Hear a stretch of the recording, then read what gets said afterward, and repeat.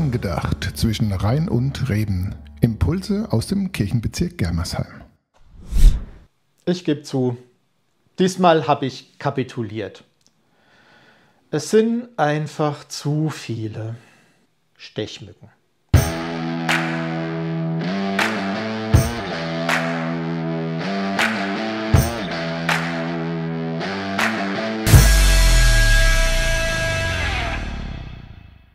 Auf jeden Fall dort, wo ich eigentlich das Video für heute drehen wollte, wäre das eine ziemlich schmerzhafte Angelegenheit geworden.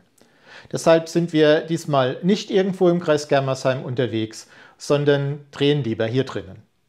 Okay, ich weiß schon, dass die kleinen Quälgeister im Ökosystem eine wichtige Rolle spielen, dass Stechmücken und ihre Larven eine wesentliche Nahrungsquelle sind für Spinnen, Fische, Libellen oder Vögel.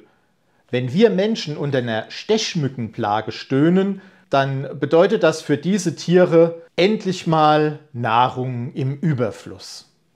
Wirklich sympathisch werden mir Stechmücken trotzdem nicht. Außerdem pieksen sie mich auch noch auf eine andere Weise in einem übertragenen Sinn. Wie ist das eigentlich so ganz grundsätzlich mit dem, was dich nervt oder sogar regelrecht ärgert und wütend macht? Egal, ob das ein Ereignis ist, eine Meinung, eine Ungerechtigkeit oder was auch immer, wie gehst denn du damit um? Die Frage steht da auf einmal für mich mit im Raum. Liebe alles.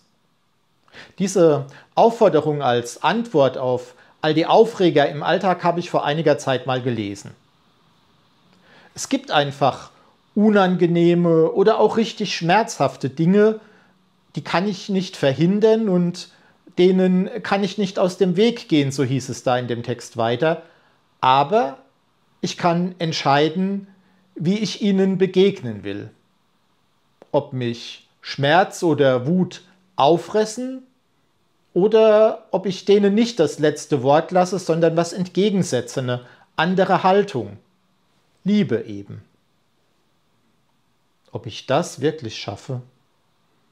Ich glaube, oft wäre ich schon froh, wenn ich vielen Dingen mit mehr Gelassenheit begegnen könnte. Das wäre ja vielleicht schon ein erster Schritt in die richtige Richtung, Gott um mehr Gelassenheit zu bitten. Wie es in einem Gebet heißt: Gott, gib mir die Gelassenheit, die Dinge hinzunehmen, die ich nicht ändern kann. Mut, die Dinge zu ändern, die ich ändern kann. Und Weisheit, um den Unterschied zwischen beidem zu erkennen. Angedacht zwischen Rhein und Reben. Impulse aus dem Kirchenbezirk Germersheim.